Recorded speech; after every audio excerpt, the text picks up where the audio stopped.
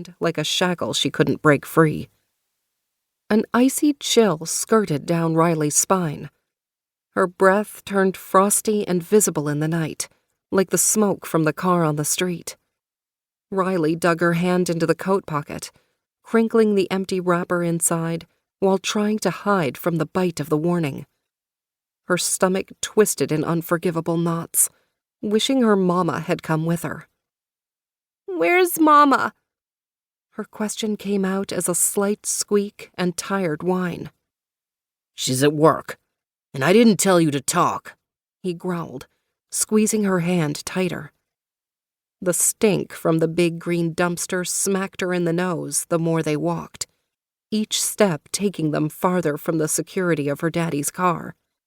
The smell of rotten food wasn't the reason she covered her mouth with her hand.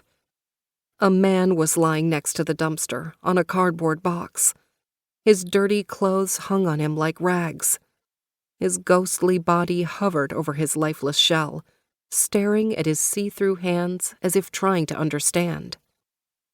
Darkened shadows descended from the roof high above, slithering down the side of the building. The creepy crawlies were a mix between shadow people and animals being lured by the smell of death, the way a dog might when it smelled a grilling steak. One had touched her ankle once, leaving a scratch that burned for a month. With a single touch, if the man had just died, they'd claim not only his soul, but try to climb into his body as if they craved life. Her daddy kept pulling her away.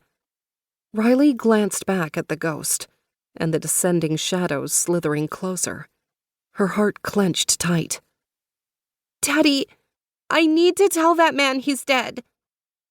Her dad stopped and glanced over his shoulder, leading her back to the man that smelled like pee. "You need to go into the light," she whispered, as fear clogged her veins while the creepy crawlies neared. She fought the need to cover her eyes and hide. Her fingers shook as she reached for the dead man's arm. She laid her finger on the cold skin. "I'm sorry, but you need to go." Confusion clouded his face when the white light around him brightened, flashing and blinding her before he disappeared by being sucked into the light. She hated forcing spirits into the light. It left her heart feeling empty. Her legs wobbled as a deeper chill settled in her spine.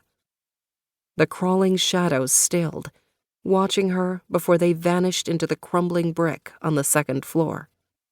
She swallowed around the lump in her throat. Her dad reached into the dead man's pockets and pulled something free. "That's stealing!" Her father pegged her with a glare as he shoved his hands into the man's jacket pockets and pulled out a pocket watch.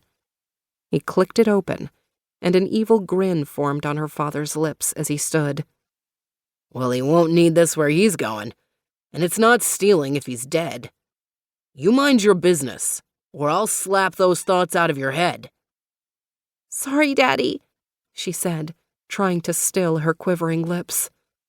He would make good on that promise. He had before. Her father grabbed her hand and pulled her toward the big metal door at the end of the alley and yanked the door open. Music drifted out into the quiet alley as he pulled her inside.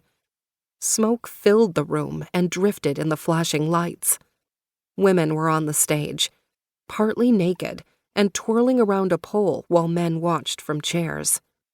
"Not a word," her father whispered in her ear as he guided her to the bar.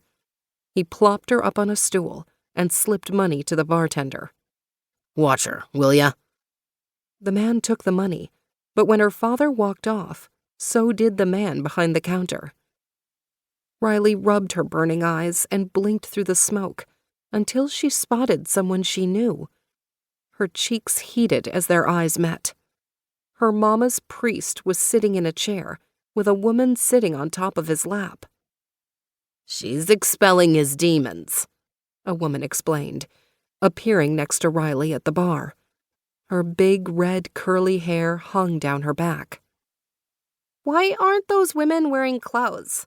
Ryley asked, turning a curious gaze.